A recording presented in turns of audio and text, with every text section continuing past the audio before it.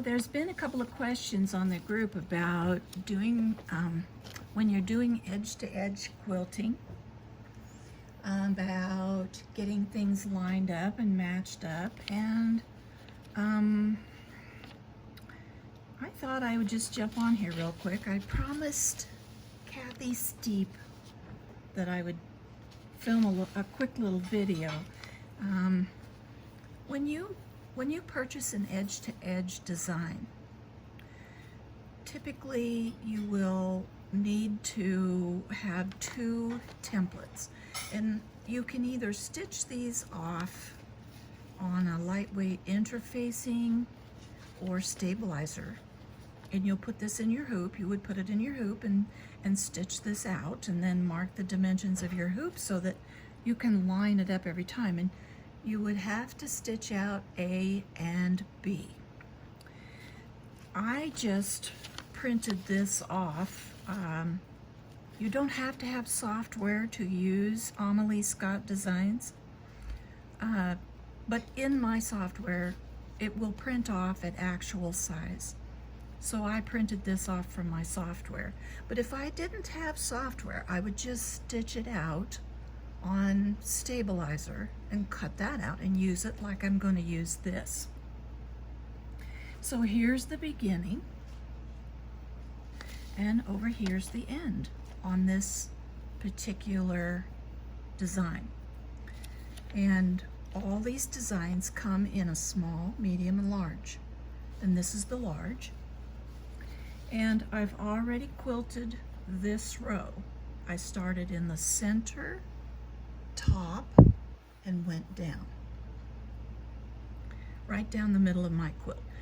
Most times I quilt in rows when I do this, but this quilt is square, so it didn't matter. So I've just quilted down a column, and now I'm ready for the next row or column down on the right hand side of my first row. So here's my beginning on my template. Here is the ending of my first stitch out on my first row right here. I've left my little threads. So I have turquoise thread on the back because I have turquoise on the back of my quilt. And I have black thread in my top thread. And I am not using my yellow bobbin today. I'm just using my black bobbin. And the reason that I'm doing that is because I don't need to change anything about my tension. I don't have a very thick quilt. You can see here that my batting isn't very thick. My backing and my top are just one layer of cotton. It's not like it's a heavy applique quilt or something like that. So it's not very thick. But if it were, let's say it were thicker, I would go to my settings. I'll go to the hoop up here, which is for embroidery, because I'm doing embroidery actually. And do you see this little roll here that looks like a roll of batting? I'll just tap that. Now my quilt is probably 3 millimeters thick, so it starts at 4 millimeters, so that's what I'm on. So this will be just fine for me. But if I had a thick quilt sandwich batting that was thicker or doubled or something like that, here is 7.5 millimeter thickness all the way up to 10 millimeters. And so that will help you with your getting the tension, telling the machine things that it needs to know to get the tension correct for your quilt sandwich. So now let's line this up. I'm going to move you right over here, and I think you'll be able to see. But let's line this up. So when I do my edge-to-edge quilting, I do not let my thread cutter do anything. I turn it completely off, both on the screen and in the settings. No thread cutting at all. I cut the threads. So I cut the threads about this long. I pull my bobbin thread up. I just give a little tug on my top thread, and one stitch of my bobbin thread will come up, and I pull it on up through. And when I'm all done quilting this quilt top, I'll go through here with a needle and I'll thread all these and bury them down in here. I don't really need to, because Amelie Scott Designs ties off at the beginning and the end every time, but I do still bury these longer threads. And so I have my ending spot here so that I can see it really, really good. Let me turn you just a little. There we go. So I'm going to take my template, which I've turned upside down, because this is the A template, and I stitched it this way on my first row right here. So now I'm on the next row and I need to do B. And B is nothing more than A turned upside down. So I'm turning my A template upside down, and I'm going to line up my template here, the beginning to the end, right here.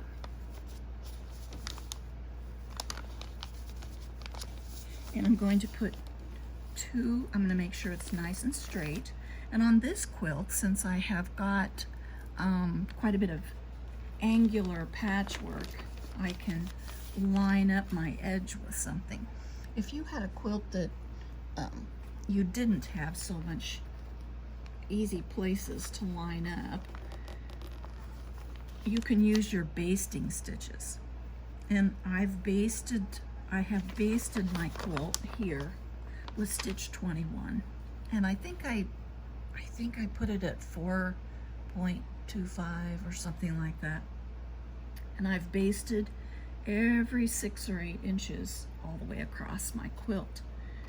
So now let's pull this over a little bit, because you can see that where I need to start and where my needle is quite a ways off. Here's my needle, here's my start. So let's see if we can scoot it over. So I'm using a snap hoop, so it's fairly easy to move it in here and just scoot it over a bit. Try not to be in the way of the camera. So now look how close I am. I'm getting really, really close. So, and I see that I'm lined up nice and straight. I need to move the top of my quilt over just a bit. And I'm kind of using my hoop to, you know, I can see that there's so much, just maybe 1/8 of an inch sticking up of my stitching line along here. And so now look where I'm at. I'm nearly right over where I need to start. So now I'm going to take my template off because I don't need it anymore. And now I'm going to fine tune it. So here's my starting, here's where my needle is. I'm about 4 stitches too high. So I have 2 choices. I can pull my quilt up, and with the snap hoop it's very easy. You just slide it. You just slide your hoop up. And now I'm just 1 stitch off, maybe 1 stitch. And now I'm exactly right where I need to start, right here. But if I needed to, let's say I was in my hoop that came with my machine and I wasn't using a snap hoop. And yes, you can definitely use your jumbo or your maxi or midi hoop or even your mega hoop, any of them. You can use the hoops that came with your machine to do edge-to-edge quilting. And so let's say that I'm using a hoop that I can't slide my quilt top around under. If I needed to move my needle right here, I would come up here. Now let me see here. All Alrighty, this little icon right here is a stitch positioning icon. So I'm going to touch that. And now I have right and left and top to bottom. And I can use my knobs right here. And you watch my needle. I think I can do this so you can see everything. And if I needed to move my needle a few stitches to the right, oh, it doesn't like it because I'm not all the, okay, here we go. It'll move it to the right. Now people always say, I'll move my needle, but it's actually the hoop that's moving. Your arm is moving, but you're positioning your needle. And this is sort of similar to pinpoint placement. The 770 does not have pinpoint placement, although the upgrade, the new upgrade, I believe, does give you that. But if you don't have the upgrade, the 770 has something called virtual positioning and absolute placement, I believe it's called. And so that's kind of what this is. That's what I'm showing you here. And if I needed to go up and down, I use my lower knob here, the bottom knob, and I can turn it and go up and down and all around. Right, left, up, down. And when I'm done, I touch my needle and I'm ready to stitch. Now let me see how far off I am. Oh, I'm right back where I started. Okay, so I said I don't have my cutter turned on, so I'm going to pull up my bobbin thread and hold it kind of off to the side. I always pull my bobbin thread up. There are no threads on the back of my quilt.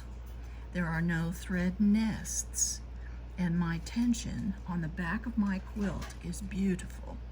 And that's because I made sure that my machine knew just what I was doing.